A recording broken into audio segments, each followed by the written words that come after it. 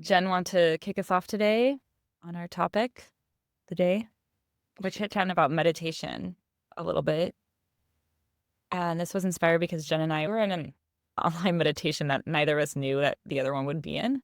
Yeah. Quite a surprise. And we're like, oh, hey. Yay. And it made me think a lot about just meditation in general and how that practice looks and changes when you become a parent. It brought me back to just trying to weave it in now with a somewhat older kiddo looks very Mhm. different from how it looked prior to having a kid and how it looked in those early days after having a child. Yeah. One of the things that I want to clarify, and maybe you can share your definition too, is that I think people have the wrong definition of meditation sometimes because I can find to be in a very meditative state just by walking, right? And that's the thing, walking meditation. So it doesn't have to be this idea of we're sitting here in this certain pose for a long period of time. I'm just curious what your definition of meditation is or what you've heard, and I think that'd be a good starting point. Yeah, I know there's and have experienced lots of different kinds of meditation, and it'd be interesting to look up actually what is the actual definition of meditation. We can pull that up here in a minute, but I agree. I think meditation can look very different. Ultimately, I think it's being in pure presence. That is meditation. And you can be in pure presence in a state of rage or in a state of grief. And so there is a sense to me that it is being in presence in a state of grounded homeostasis in your Mhm. body. And I'm sure there's some scientific stuff we can look at as far as your brain being embodied, being in certain lengths, like reaching certain wavelengths of that, it's being a more defined state of being in a certain meditation. I don't know if you want to speak to that. I will say there are different things for different people too. I know there's many ways to meditate, and it's almost like exercise. Some things are going to work better for some people than others and at different stages of your life and whatnot. So I do think for me, there is a element of what is actually feeling good right now. Well, somebody can say, you can just go on a walking meditation. I'm like, well, that's not working for me Right, sometimes. right. So yes, it can be meditative and I Mhm. don't feel like I'm getting what I want out of it or the experience that I've had in other forms of meditation. And so that can be frustrating, even though people are like, this is a meditation. And I think this will be something we can loop in when we get more into the things I have to say about meditating in early motherhood later. Mhm. So, Yeah. I think the definition that I've heard and is that ideally your whole day is supposed to be like a meditation, right? And like you said, pretty much the awareness and the focus, the presence. And I agree. You can be very aware in a state of rage, but I think there's also this idea that we're able to step back from that and recognize that those are just emotions. And I think there's different types of meditation, and I feel that I use them at different times during the day, or even during the week, or even during the year or my lifetime to elicit certain things and to like certain meditations I'll do to help with focus. And then other meditations I'll do to really understand myself a little bit deeper, and other meditations I might do to be in a more relaxed state. I'm not a meditation teacher though, so I am curious what definition you found on meditation, but I think that's ultimately the goal, is to have every day and every moment an active meditation, which is presence and awareness, so that even if you are upset or angry or overwhelmed, you're aware of that. And then I think there's some form of creation of space in meditation that comes, I feel, in any form of meditation that I do, that if I'm stressed, then I have more space to relax. Or if I'm overthinking, I have more space to hear the silence. yeah, I looked it up and this is just Yay. simple Merriam-Webster, our good old Merriam-Webster. Yes. To engage in contemplation or reflection, to engage in mental exercise, such as concentration on one's breathing or a repetition of a mantra for the purpose of reaching a heightened level of spiritual awareness. And that's where I hook into meditation is the spiritual expanding and awareness. I mean, it's like a Mhm. drug, right? When you hit that Mhm. stuff, you're like, give me more. Right. I mean, we've all been there. And that's what we want is to really be, it's the internal feeling that we're seeking. And that's Mhm. what we're looking for. Yeah. And And for me, I practice meditation so that when I'm in those stressed out moments, I'm able to drop in quicker. That's the idea, right? Ultimately, that's the practice. And the reason why we want to practice meditation is so that when we're overwhelmed, we can just drop in easier to go and not feel overwhelmed or whatever the case is, and really pull back our awareness and our presence. yeah, it's like anything, it's a practice. It's like going to the gym. Mhm. You need to flex a muscle of something because we don't have it built into our day-to-day society and how we function of having this practice unless we have built it in or we live in some space or place that cultivates that. Modern day-to-day does not cultivate that. And I think this is a great tie-in. Postpartum should be a deeply meditative state. Birth should be a deeply meditative state. Mhm. We have somehow culturally diverted so far from that. Mhm. And that is an interesting thing to me because I think we're trying to recorrect that course and get back to a space where it is more honored and practiced and talked about. There's elements that need to be put in there to create and support that meditative space. But ultimately, somehow we've been torn away from that. And it's interesting because I personally struggled with this a lot after having a baby because I was doing a lot of meditation and doing a lot of other somatic practices and things like this. And I felt like so much work I had done. And I had said this multiple times. I feel like all the work I've done over the last 10 years is just gone. Like it's just been undone. Mhm. Mhm. And it took a lot of readjusting my relation to what it meant and my relation to being like, actually, I'm already in this crazy state. Like, I'm already here. Maybe we've said this before. Sometimes it can be like you're on like a plant medicine journey, and birth and postpartum can be very similar, but it's almost like I just wasn't even realizing I was there and allowing that to be because the situation and how it looked was so different and jarring, and it's stressful and Mhm. you're sleep deprived and all of the things. It's like somebody who's been running marathons and then all of a sudden it's like, hey, it's amazing. You just ran a mile. And you're like, Mhm. fucking run a marathon again. Like it's just really, really hard, right? To readjust your mind of it's those little moments and they add up and it does count. And this is doing the work, even though maybe you were doing a lot more intense work that looked differently. It was just very difficult for me. Yeah, I love that about that's a lot about parenting and birth. It's really important to be able to reframe when necessary. And meditation, when you don't have kids, it's easier to spend easy an hour, dropping into a meditation. And And I think that actually brings us to another point too. Besides like reframing is we do have time. It's just a matter of prioritizing and what's important. And I think one thing with reframing that you talked about is just understanding that meditation is going to look different postpartum and maybe not as long and more in depth and really be able to sink in. And then also to acknowledge that you do have to create the time and space, very much like exercising, right? Like it's so easy for us to be like, hey, I haven't exercised in a week or two or even longer, and to get back on that because it's really accepted in society. But if we said we haven't meditated in 2 weeks, no one would really bat an eye at us. Depending on the person, it doesn't hit as hard as somebody saying, "Oh yeah, I haven't worked out in 2 weeks."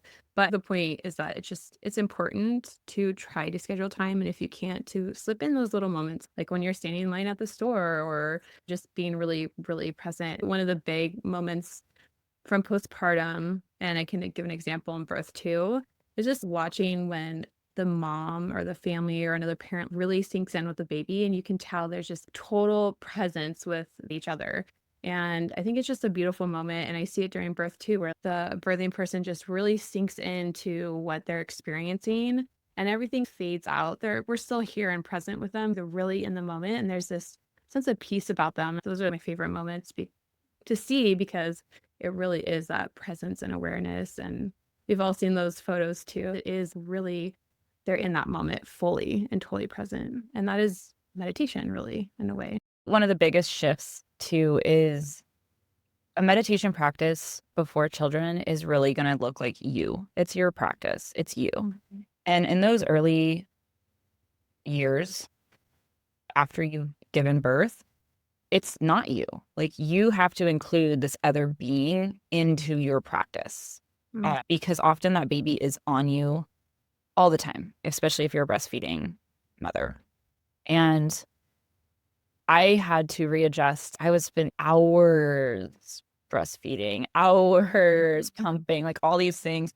Pumping became a meditation. I actually refused, which this was so stupid. Don't anybody ever do this. Refused to get a pumping bra. I just held the little thingies because I was like, no, this is my forced way of sitting and meditating. Yeah. I would close my eyes and pump for 10 minutes and breathe and try to meditate. Horrible idea. I mean, there was some good meditation time, but the amount of time you spend pumping, I should have got bra. But I had to think about that. And I remember at one point I would turn on these audios, literally meditation audios, because yes, sometimes you're in a mood where you can just sit back and like fully relax into breastfeeding. But breastfeeding was stressful for me at first. And also there was just a lot of stress in general in the transition and the post-birth experience for us. And I had some audios from Rachel Yellen. Shout out to Rachel Yellen. She's amazing. She has this program, Yes to Birth. Highly recommend it. I'll put her audio links and her links in the show notes. And she had a breastfeeding one. And it was great. It was just breastfeeding mantras and breath mantras and bringing you back into your center. And that helped me. And I would close my eyes and listen to this and just breastfeed. And I had to remind myself, this is meditating. Like, this is meditating. It's not just me. I had to be aware when I'm relaxing, that baby's going to relax too. That will help. Or if the baby is not relaxed, if they're processing or crying or doing whatever, I need to be that anchor. And that was the hardest thing for me. This baby is freaking out and I need to be this anchor. And there's true meditation. And that's where I think this whole like true meditation is parenting and just life. It's hard because I think there is an importance of taking time, solo time to be by yourself. And there's just like a lot of that just wasn't possible for me. So that shift of shifting into how am I meditating and being able to drop into this presence, but you can't fully detach yourself from this other being, which in any other situation in your life when you're meditating, you can step aside from a being. When you have a baby, you really can't. So it's just going to look different. And I think reminding myself that it wasn't going to be forever. And I didn't see it when I was in it, but one of those Steve Jobs quote of you can't connect the dots till you're past and you look back. Of like, oh, this was actually deepening my practice in a way that I had no idea. Here I was thinking I had lost all my practice and I was starting off on step one again. But really what it was is it had thrown me into the deep end of integrating this practice into life on a level that I could have never probably gotten to if I hadn't become a parent. Absolutely. Absolutely. Yeah. Yeah. I think it's so important to just emphasize that idea that life is technically your meditation practice, right? It's like your meditation dojo or whatever you want to call it. It's your training ground. And you're right. I think that speaking from an energetic sense, postpartum especially, you're so integrated to that child, it's hard to detach. And the best way I can describe that is they said certain animals or mammals, they live their whole life in their womb. And then when they come out, they're pretty much able to care for themselves to some extent, right? But for humans, especially, babies still depend on us a lot. They can't crawl, they can't move, can basically suck and cry. But a lot of other mammals can actually, after a little while, get up and start walking. And sure, they might depend on food, but they have a lot of freedom in that. And that energetic aspect of being able to fully disengage from them is hard because, in a way, we're still caring for that child in that fourth trimester, which in another mammal would still exist inside us. But because babies are bigger, we need to get them out and care for them that way. It's a very interesting point that you bring up, because looking back now, as we're talking here, I never really thought about how it was so hard to actually try to disconnect, and how it's okay to be in that meditation and be aware of your child, and then also sink into the awareness and meditation practice for yourself too. I'm glad you Yeah. brought that. And a huge part of meditation for me and for my practice, and everybody has their practice for their own reason, is clearing the channel. Mhm. Like clearing the channel so I can be more intuitively in touch with the sixth sense, right? That was a big thing for me. And being able to have the downloads and hear the intuition and things like that, you're actually really connected to that post birth. You're there. So that realization too of, oh, I am really actually already in this space. It's like telling a child to meditate. Children are already in this space. Their meditation and how that looks is going to be different. And I'm looking back at this for postpartum, I'm in that space. It was more surrendering to it and being in the flow of the current that looked very different versus trying to find a practice or thinking that a practice had to look a certain way. I just want to speak to that aspect of trying to clear the channel to have these downloads. Like that is a big point of, at least for me, really just like clearing out this stuff. And it was already cleared out. It was just very different. It was jarring. It would be like being picked up and being put in a foreign country and being like, what is going on? Even though I'm clearly and thus surrendered to the experience in some senses, but it was jarring. So yeah. And then in the ritual aspect, I have found that it's allowed me to explore ritual and intention as a way of meditation in a way I hadn't before. It's like, again, what you said, what's your end goal and how are we practicing to get to that end goal? So, Yeah, I love that. And I think you've really got me into rituals. And I took a course on like some rituals. I'm such a big fan now that even if I don't have time to do some of the cooler, more intense rituals, I've noticed I'll even just light an incense. I love the rituals where you're chanting weird shit. I realize as I'm doing these rituals, I'm chanting and making weird signs with my hands, and it's this movement. And in the chanting, there's something very powerful. And we've spoken to this before. We move in our name episode about sounds. It's like you're doing sound healing when you're chanting stuff. You're doing breath work.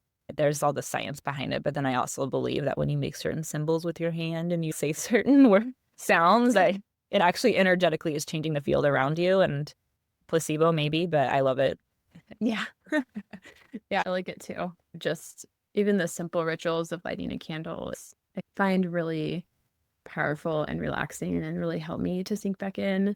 And there's power, so much power in guided meditations, especially when you are a new parent, because it's hard at times to really like drop in and really guide in those ways. I did the same thing as you when I breastfed. That was my thing. And then on walks, that was the other one I picked up. And the walks was just processing reflection and sometimes just focusing on breathing or connecting, whatever it is. What would be your tips for parents that want to meditate?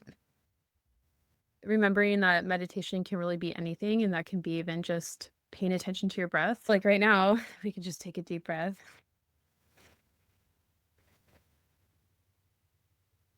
And then I love Amanda's thing where you like try to look for some things that are natural, right? If you do that a couple times, it's good, right? It's a form of meditation and awareness. So that would be my tip.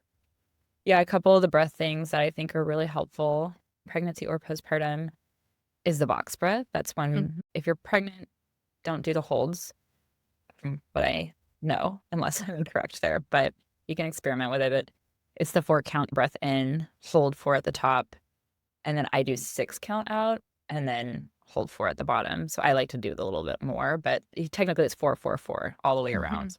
Yeah. But I like to push that exhale a little bit longer. That can be a simple thing you do while you're walking.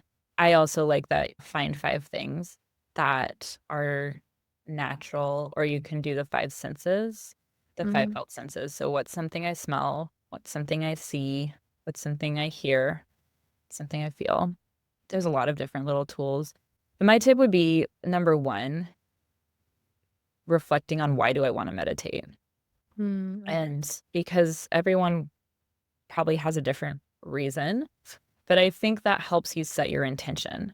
And actually looping this in, I didn't plan to do this, but Jen and I made a really fabulous intention setting meditation and workbook. And if you sign up for the email list, you get it.